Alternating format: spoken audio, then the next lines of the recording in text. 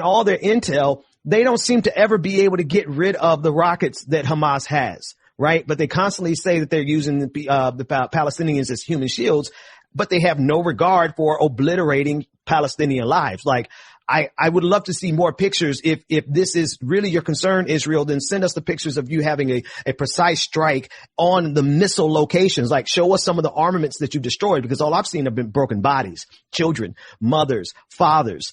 There's a YouTuber who, I did a segment on, a YouTuber who had a channel. His name was Ahmed. His last name escapes me, but he had a YouTube channel with his daughters, and his last video before he was killed in these airstrikes was him comforting his daughters on a vlog as they were trying to hide and they were scared. He was trying to tell them that everything would be okay. That's what we're seeing. And I never seem to find any instance where they actually successfully struck Hamas in terms of the rockets. But it is a useful narrative. It is a useful trope that is social media ready.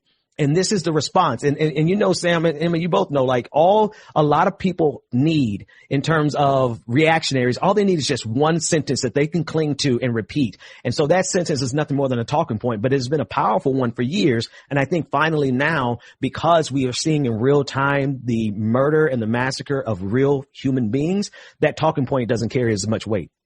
Yeah. And so let's talk about what's happening domestically. I mean, we've touched on it a little bit in terms of, the response to people who are advocating on behalf or even just recognizing the humanity of the Palestinians in this situation, and how quickly it seemed like it was easy to catch the Biden administration. And I don't think their rhetoric is any different than anybody else's. It's just that they're on some level, people have caught up to it. This idea that, okay, Israel has the right to defend itself. Well, what about the Palestinians? And it's just, these are questions that you just never heard in the past. Right. It seems so obvious to ask. Like, okay, but there's two sides to this conflict. And so, I mean, why does, and why is what's happening in East Jerusalem so distinct from what's happening in Gaza? I mean, like, why are those seen as like completely separate incidents? But what do you think is happening in this country in that regard? I mean, you've touched on it a little bit, but the Biden administration, I think, was more than happy to just sort of try and pretend none of this was happening. They never wanted to get into a situation where they had to sort of call for a ceasefire. I don't think Israel, certainly, there's no sense within the Israeli press that Israel achieved what they supposedly set out to do. I've read many articles saying that just from a military standpoint, this is one of their greatest failures, in part because it's not like the armaments that Hamas is bringing into Gaza are massive armaments. They are, they are small enough that they can be smuggled in when they're completely, essentially, have no access to their own border. And so this is, it's like slingshots, essentially. There's so many you can get. But give me your sense of of how the internal politics have changed and what that means for the future.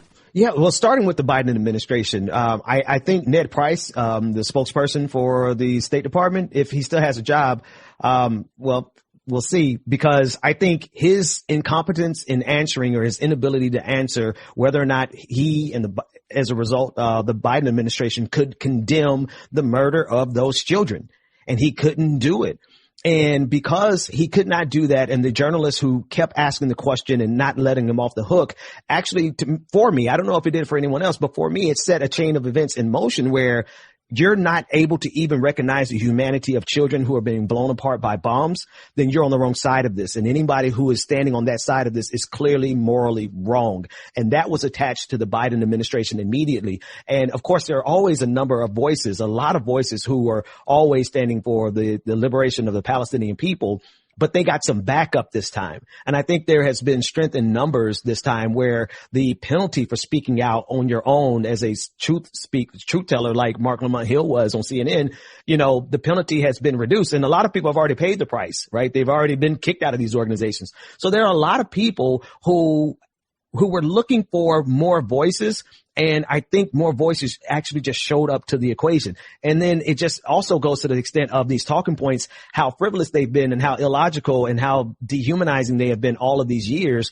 I think we as a collective body politic of decent human beings, we've been able to get a little bit sharper in our rhetorical responses and unpacking these. And social media, honestly, like, you know, you don't stand a chance on social media if you're coming the way that they used to come for years and years and years. Is almost exactly like the Ned Price exchange with that journalist. So I think a combination of strength in numbers, a combination of social media, as well as a combination of people who have been consistently telling the truth all this time, finally probably shift the balance of the conversation, because the Biden administration could not get away with it. They just, and this is one of the best thing about the Biden administration is that they actually feel the impact of the voices who are speaking up. And we've seen them backtrack on a lot of things that they wanted to do consistently, like the Trump administration. And I think we're seeing a little bit of that with this situation as well. I'm curious about, one of the rhetorical tricks that bothers me so much about this conversation is, Sam touched on it a bit, but the conflation of Hamas with the Palestinian people, right? Right. Like, talk about that, because no one's conflating the right-wing government of Israel, the Likud party, with the entire population of Israel. So for just really quick, when the United States was committing state-sponsored terrorism, often does, like say in the years of the Iraq War, there was no conflation with the Bush administration and the entire population of the United States. Like, this is, I feel like, a rhetorical trick that is reserved for just powerless people. Then they're terrorists, right? Yeah. No, actually, yeah, I was going to say something else, but that last sentence you said, it is a rhetorical trick that is used on powerless people. It's the same thing that we see whenever someone has, whenever somebody discusses Black Lives Matter, they speak of the Black community as a whole. They take the very worst example that they can find from the Black community, and then they apply that to the entirety of the Black community. It's something that I've seen all my life.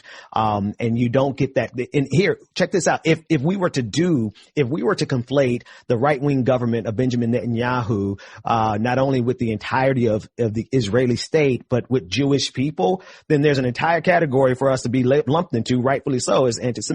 Right? But they have that shield. They have that level of protection, and it's not afforded to powerless people. In this case, the Benjamin Netanyahu right-wing regime certainly does not represent all of the people in Israel, certainly does not represent all the people of Jewish people. But that same humanity and that same distinction is not afforded to the people of the Palestinian people, simply because they need the powerful need to be able to execute their goals. Here's the thing, even though it may not have been a successful campaign, as you were talking about, Sam, militarily, the Associated Press just put out an article yesterday saying that this has breathed new life into Benjamin Netanyahu, who is basically on the ropes in terms of his political career and his ability to form a coalition government, as well as the criminal charges that he's potentially facing. But this has been successful for him, even if it's not successful for the Israeli government, the military, and certainly it is a disaster for the Palestinian people. Well, without a doubt. I mean, there's no coincidence that